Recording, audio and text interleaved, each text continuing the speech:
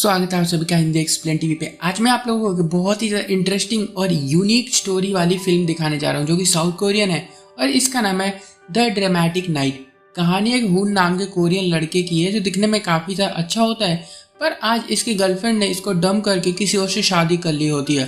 तो ये उसको भुलाने के लिए उसकी शादी में आया होता है ताकि जितना भी इसने उसके ऊपर खर्चा किया है ना पिछले दिनों, ये उन सब का वसूल कर सके यहाँ पर खाना खा खा कर। यहीं पर ये एक लड़की से टकरा जाता है जो कि कुत्ते की तरह खा रही होती है। दोनों की बहस हो जाती है। हून की गर्लफ्रेंड ने जिस लड़के से शादी की है ना, ये लड़की उस लड़के की गर्लफ्रेंड है। इसका नाम शीहो होता है। मतलब ये दोनों अपनी एक्स की शादी में आए होते हैं और खाना खाने के लिए खूब लड़ाई कर रहे होते हैं। दोनों को यहाँ पर पैसे वसूलने होते हैं। शीहो इसे बार बार लड़ रही होती है कि तुमने मेरा वो वाला खाना खा लिया जो कि अब लास्ट बचा था और वो मेरा बॉयफ्रेंड मुझे प्यार से खिलाया करता था। हून लड़ाई रोकते हुए अपना कार्ड देकर कहता है कि कल मुझे मिल जाना, मैं तुम्हें जितना चाहिए उतना खिला दूंगा, अभी मुझे जाने दो। डील पक्की हो जाती है, पर हून ने बहुत ड्रिंक की होती है, इसलिए शीहो इसे ड्राइव करके लेकर जाती है एक बार में और इसको खूब सारा ड्रिंक करवाती है। गर्लफ्रेंड के दुख में ये इतना पी लेता है कि अपने होश खो बैठता है। यहाँ से हून के घर आकर ये और शराब पीता है। सीन इसको पिलाई जा रही होती पर खुद नहीं पी रही होती। यहाँ पर मैं बता दूं कि ना ये है ना एक दूसरे को जानते नहीं है कि आखिरकार ये है कौन। ओके, तभी बाहर हून का फ्रेंड डॉग आ गया होता है जिसे अंदर जाना है। हून इसको मना करके भगा रहा होता है कि अंदर मेरी मम्मी आई हुई है तो मत जाओ, पर इसका दोस्त जानता है कि अंदर ये जरूर कुछ माहौल बना रहा है और शराब भी पी रखी है इसने, तो मम्मी तो पक्का ही नहीं आई होगी। अंदर जाने लगता है पर हून इसको जबरदस्ती बाहर भगाता है। अंदर सीहो ने बहुत सारी गोलियां खा ली होती है और हून के आते हैं उसको पकड़ लेती है और दोनों फिर नशे में वही सब करते हैं जो हमारी किस्मत में नहीं है। कुछ देर बाद सीहो बेहोश हो जाती है। इसकी ऐसी हालत देख हून डर जाता है, होश में आ गया होता है कि ये लड़की कौन है, यहाँ क्यों है और ये इसके साथ क्या हुआ है और इतनी सारी यहाँ पर गोलियां क्यों पड़ी हुई हैं। जल्दी एम्बुलेंस बुलाता है। एम्बुलेंस का स्टाफ फॉर्म भरते हुए पूछता है कि ये लड़की का नाम क्या है और रिलेशन क्या तुम्हारे साथ इसका, पर हून को तो कुछ नहीं पता कि आखिरकार ये है कौन। तो स्टाफ पुलिस को कंप्लेंट करने जा रहा होता है। हून डर गया होता है कि अगर पुलिस आती है तो ये फंस जाएगा, क्योंकि सबूत चेकअप जब सारी चीजें होंगी तो उसमें आएगा कि ये अपने घर पर लाया था और उसके साथ इसने गलत किया है और फिर इसको जान से मारने का काम कर रहा था ये। ठीक है, तो बहुत डर गया होता है। हॉस्पिटल में आता है तो डर के मारे बोल देता है कि मैं इस लड़की का बॉयफ्रेंड हूँ और इसने गोलियां खा ली है बहुत सारी। डॉक्टर बताते हैं कि इसने जान देने के लिए किया था ऐसा। अब ये सुन के हून रोने लगता है, बहुत तेज की, वो तो मर गई तो मैं तो जेल में चला गया हूँ। डॉक्टर चुप करवाते हुए कहते हैं कि अरे इसने गले तक ना ठूस ठूस के खाना खा रखा था तो कुछ हुआ नहीं है, पॉइजन का असर हुआ नहीं है, अभी उल्टियां कर रही है, ठीक हो जाएगी। अगले दिन हून इसे हॉस्पिटल से एक रेस्टोरेंट में लेकर जाता है, खाना खिलाता है, पूछता है कि मेरा ही घर मिला था तुझे मरने के लिए। सीओ अपना नाम बताती है फिर इसको और कहती है कि मैं तुम्हारी गर्लफ्रेंड की बेस्ट फ्रेंड हूँ और उसका हस्बैंड जो है ना वो मेरा बॉयफ्रेंड था। समझ रहे हो, आप लोग समझ गए होगे, आप क्रोनोलॉजी समझिए, ठीक है। और मैं तुम्हारे घर में इसलिए मरने आई थी ताकि मेरे बॉयफ्रेंड को पता चल सके कि मैं उसकी याद में मर गई हूँ। अब देख रहे हो ये कैसी लड़की है, इसको मरते हुए टेंशन चाहिए होती है। खैर हून इस पर चिल्लाता है और कहता है कि कैसी पागल लड़की है और रात को हम दोनों के बीच में क्या किया हुआ तुम्हें कुछ पता भी है। सीहो कहती है तो गलत क्या है इसके अंदर, हमारे एक्स ने भी तो कल रात को किया होगा ना, वो सब तो हमने भी कर लिया। हून कंफर्म हो गया होता है कि ये लड़की पागल है और इसको समझाता है कि कुछ ऐसा बड़ा करो जिससे तुम्हारे एक्स को दुख हो कि उसने तुम्हें क्यों छोड़ दिया और मरने वरने का मत सोचना, और मरने का सोचो तो बहुत दूर जाके मर जाना जहाँ पर तुम्हें कोई जानता भी ना हो। अगर मैं हून की बात कर लूँ तो ये भी बाकी कोरियन टीचर की तरह ही एक टेम्पररी टीचर की नौकरी करता है। एक डिसेबल बच्चों का टीचर है ये, जिनको स्पोर्ट्स में ये खिलाता है। परमानेंट जॉब चाहता है ये। इसका दोस्त डॉग भी इसके साथ ही है, उसके भी सेम हालात होते हैं और आज इससे पूछ रहा होता है ना कि वो रात को तुमने क्या क्या किया था उस रात जब वो आई थी। बदतमीज होता है। यहाँ पर सीओ एक शेफ का काम करती है, मतलब खाना वाना बनाती है ये, और अब तक इसकी मॉम भी जान गई होती है कि इसका बॉयफ्रेंड ने इसको छोड़कर किसी और से शादी कर ली है, तो इसको बार बार डेट पर जाने के लिए सलाह दे रही होती है किसी के लिए कि तुम शादी कर लो ना तुम बूढ़ी हो जाओगी। इसी दौरान हून और डॉग को एक खबर मिलती है कि जल्दी ही मिस किम आने वाली है, उनके साथ मीटिंग होगी हम सबकी। और मिस किम की बात कर लूँ तो वो एक ऐसी लेडी है जो इन लोगों की नौकरी पक्की करवा सकती है इस स्कूल में, तो उनको इम्प्रेस करना होगा। और सीन आ जाता है डिनर में, सभी टीचर आए होते हैं, मिस किम भी बैठी हुई है, जिनकी सारे टीचर चाटने में लगे होते हैं, पर हून अलग बैठा है। इसको ना ये चापलूसी करके परमानेंट नौकरी तो बिल्कुल नहीं चाहिए होती, पर मिस किम को एक यंग और हैंडसम लड़का चाहिए होता है, इसलिए वो इसकी तरफ देख रही होती है, हून की तरफ, और इनकी नज़रों पे ये आ चुका होता है बहुत अच्छे तरीके से। किस लिए तुम लोग समझ के होगे। खैर सीओ भी अपनी लाइफ में लगी हुई है, पर इसका बॉयफ्रेंड इसे बार बार कॉल और मैसेज करके इसको मिलने बुलाता रहता है। आज ये परेशान होकर मिलने जाती है। इसका नाम जंगसक होता है। तो ये ना डॉक्टर है और अपने मॉम के दबाव में आकर इसने शादी कर ली थी, इसका ऐसा कहना है।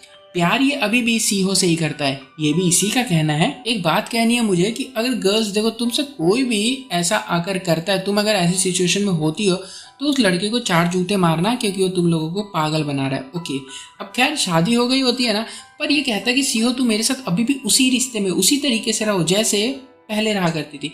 पर सीहो यहाँ पर समझदार लड़की होती है, वो इसको मारती है और कहती है आगे से कॉल मत कर दी, और यहाँ से चली जाती है। बाहर रास्ते में इसको खून दिख जाता है।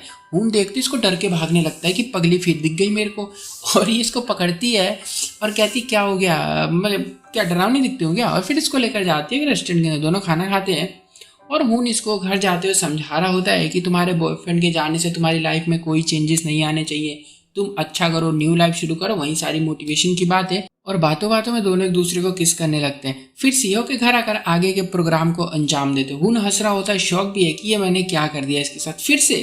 फिर से बस स्टैंड पर जाते हैं दोनों रात को ही, और एक डील करते हैं कि हम लोग और 10 बार मिलेंगे। मीटिंग के दौरान दोनों एक दूसरे के एक्स को भुलाने में हेल्प किया करेंगे, है ना। दोनों खुश हो रहे हैं, दांत फाड़ रहे होते हैं। ऊपर से तो बस बहाना होता है एक्स को भुलाना, बाकी अंदर के तरीका अपना रहे लोग, ये तो हम देखते हुए आ ही रहे हैं। खैर फिर दोनों अपने अपने काम में लग जाते हैं, अपनी जिंदगी में बिजी हो गए, और कभी कभी ऐसे मिलने जुलने लग जाते हैं।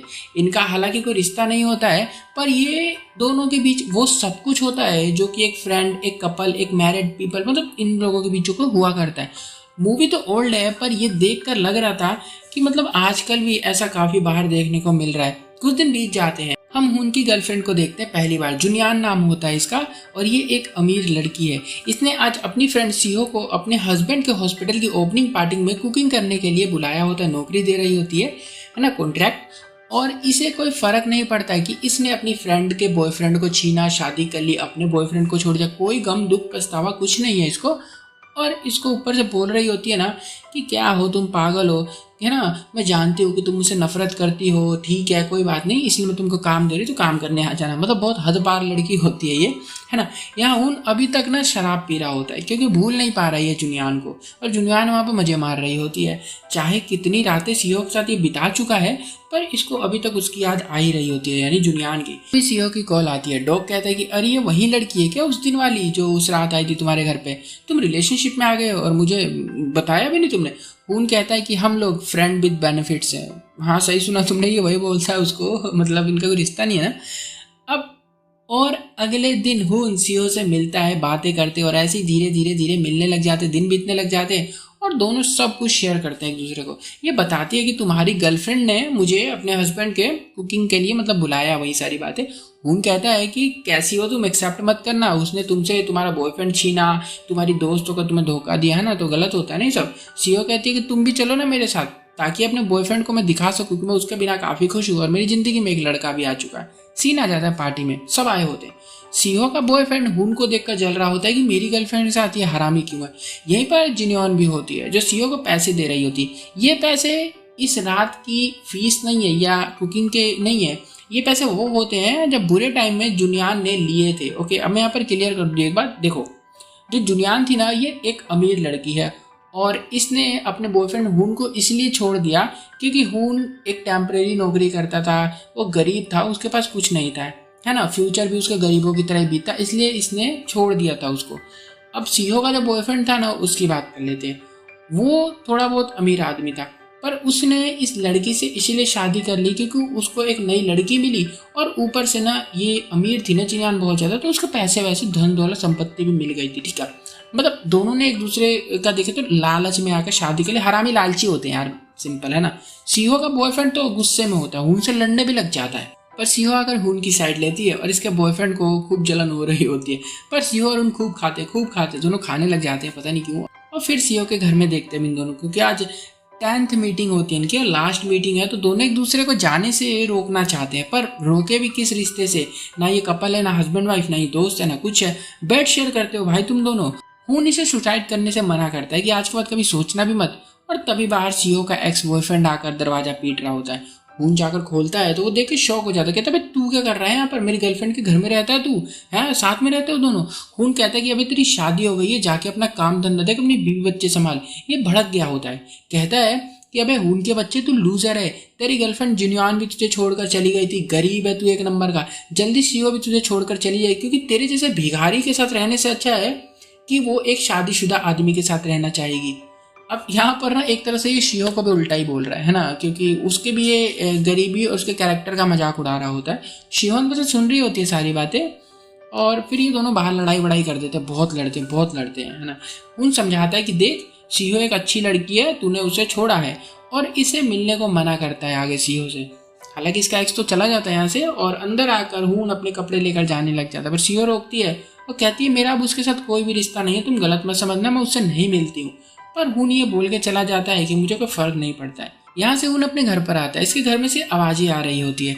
जब ये देखता है ना तो अंदर मिस किम इसके फ्रेंड डॉग के साथ लगी होती हैं, अपना वही प्रोग्राम कर रहे होते हैं, ठीक है, दोनों प्यार मोहब्बत को अंजाम दे रहे होते हैं, वो भी इसके घर में।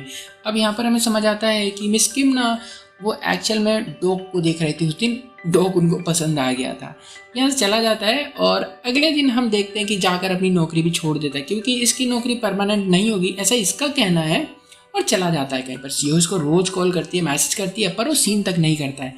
और कुछ दिन ऐसे बीतने के बाद उनका आ जाता है बर्थडे। सीओ अपने हाथों से सुंदर सा केक बना के उसके घर पर आती है, वो यहाँ पर नहीं होता है, तो ये चुपके से उसके घर में वेट करने लग जाती है। कुछ देर बाद हून और डॉग दोनों घर में आते हैं, बातें कर रहे होते हैं। डॉग पूछता है कि वो तुम्हारी फ्रेंड विद बेनिफिट कहाँ चलेगी। हून कहता है कि अब हम नहीं मिलते हैं, और मेरी कंडीशन भी ऐसी नहीं है कि मैं किसी के साथ रिश्ता बना सकूँ, मैं गरीब हूँ। और एक सीहो ही है जो बेवकूफ़ लड़की है, एक धोखेबाज के पीछे अपनी दान देने जा रही थी। अब जिंदगी में कुछ तो किया नहीं है उसने, मतलब उसकी एक तरह से ऐसा कर रहा होता है, समझ लो इंसल्ट टाइप की। तभी डॉग सीओ को देख के डर जाता है। सीओ गुस्से में बहुत ज्यादा कि मेरे बारे में कैसी बातें करते हैं दोनों, केक फेंक देती है। डॉग तो डर के भाग गया, सीओ भी जाने लगती है। हून रोकता हुआ कहता है कि अरे तुम मेरी बातों का बुरा मत मानना, लड़के ऐसे ही बात करते। सीओ कहती है कि मुझे तुम्हारे साथ रहना था, रिलेशन में आना था, तभी आई थी मैं यहाँ पर। हून मना करता है ये कह के कि मेरा कुछ नहीं हो सकता, मैं गरीब हूँ, बेरोजगार हूँ, पैसे नहीं, इसलिए मेरी गर्लफ्रेंड भी मुझे छोड़कर भाग गई है, और मुझे रिलेशनशिप में रख कर पागल बनाया करती थी वो इतने साल से। सीओ कहती है कि मुझे फर्क नहीं पड़ता था कि तुम गरीब हो या अमीर हो, तुम बस अपनी जिम्मेदारियों से भाग रहे हो, तुम्हें कोई भी पसंद नहीं करेगा, मैं भी अब नहीं करती हूँ, और यहाँ से चली जाती है। उनका ऐसा है कि इस पे ना कुछ नहीं है, इसकी ऐसी हालत होती है ना कि किसी से रिश्ता भी नहीं बना सकता है, और एक तरह से ये ना मतलब परेशान है, अपनी जिम्मेदारियों से भी भाग रहा होता है। देखते देखते दिन बीतने लग जाते हैं, और ये दोनों मिलते नहीं है। सीओ भी अपनी मॉम के कहने पर अलग अलग लड़कों के साथ ब्लाइंड डेट पर जाती है, पर इसको कोई भी पसंद नहीं आता, इसको हून की याद आती रहती है। दूसरी तरफ हून है जो कि बहुत ड्रिंक करता है, ड्रिंक कर करके हॉस्पिटल पहुंच गया होता है। डॉक्टर कहते हैं कि लीवर ठीक है तुम्हारा, जाओ पियो और पियो, तुम्हें शरीर के नहीं दिमाग के डॉक्टर की जरूरत है, दिमागी डिस्टर्ब हो रहे हो तुम। हून इसे अपनी स्टोरी सुनाने लग जाता है, बताता है कि मेरी एक फ्रेंड विद बेनिफिट, ये वो सारी बातें, है ना, मैं उससे दूर हो गया तो जब दिल में दुखता है। डॉक्टर इसे सीओ से मिलने को कहते हैं कि मिलो सब कुछ ठीक हो जाएगा। तो सीन आ जाता है सीओ के एक्स बॉयफ्रेंड के फ्यूनरल में। जी हाँ, वो भाई साहब मर चुके हैं, और यहाँ पर जून भी आया होता है, और यहाँ पर हून भी आया होता है। जुनियान ने उसको बुलाया है, बताती है कि वो ना ड्रिंक एंड ड्राइव में मारा गया, और जब मैंने उसका फ़ोन चेक किया तो मुझे पता चला कि मैं उसकी वाइफ हूँ, बट मेरे अलावा भी उसकी बहुत सारी लड़कियों के साथ अफेयर थे, उनकी गर्लफ्रेंड थी बहुत सारी, और अब मैं प्रेग्नेंट भी हूँ, है ना। जल्दी इसको पेन होने लगता है, हून इसको जल्दी हॉस्पिटल में लेकर आता है। सीओ भी अपने एक्स बॉयफ्रेंड के फ्यूनरल में आई होती है, यहाँ इसे जुनियान का पता चलता है। हून यहाँ आकर फिक्र में हो कि सीओ को अपने एक्स बॉयफ्रेंड की मौत का पता चला तो वो फिर से जान न देने चली जाए, तो उसके पास भागता है, पर वो हॉस्पिटल में आ गई होती है जुनियान से मिलने के लिए, और हून को देख के इग्नोर कर रही होती है बहुत ज़्यादा। पर हून इसे माफ़ी मांगता है, कहता है कि मैं तुम्हें पसंद करता हूँ और मुझे तुम्हारे साथ रहना है, और इस तरह दोनों मिल जाते हैं। सीन कुछ दिन बाद आता है जहाँ हम देखते हैं कि हून ने समझा है जिम्मेदारियों को कि हाँ ठीक है मुझे काम करते रहना होगा, और ऐसा थोड़ी है कि यार तू गरीब है तो नौकरी छोड़ देने से अमीर हो जाएगा, है ना। तो ये वापस से काम करने लग गया। तो स्कूल में डिसेबल बच्चों को, है ना, उनका वो था, ये स्पोर्ट्स टीचर हुआ करता है। और अब सीओ ने भी अपना एक कैफ़े खोल लिया होता है जहाँ पर ये दोनों मिलकर खुशी खुशी रहते हैं और काम करते हैं, और इस तरह से मूवी जो खत्म हो जाती है। हालांकि इनका रिश्ता जो था शुरू में वो एक नंबर का हेल था, क्या बोलूँ, टट्टी था, फालतू था, गोबर था। ओके, उसको हम रिश्ता नहीं बोलेंगे। वो एक तरह से दोनों मिले और वो सब करना, हालांकि वो गलत होता है बहुत ज़्यादा, ठीक है, बट अगर तुम करते हो तो ऐसा गलत वलत कुछ नहीं होता, वो तुम्हारे ऊपर डिपेंड करता है क्या है। बट अगर उस हिसाब से देखिए, रिश्ते के हिसाब से, तो उनका कुछ खास बना नहीं था, बट बाद में उन दोनों के दूसरे प्यार होगा। क्योंकि ऐसा होता है ना कि दो ही कंडीशन बनती है वो सब करने के बाद, या तो इंसान छोड़ के भग जाता है या तो कुछ ज़्यादा कनेक्ट हो जाता है। ओके, वीडियो कैसी लगी जरूर बताना। अच्छी लगी तो वीडियो को लाइक कर देना, चैनल को सब्सक्राइब कर दिया करो यार, करता नहीं है कोई सब्सक्राइब, बिकॉज बहुत कर दिया करो बस। बाय।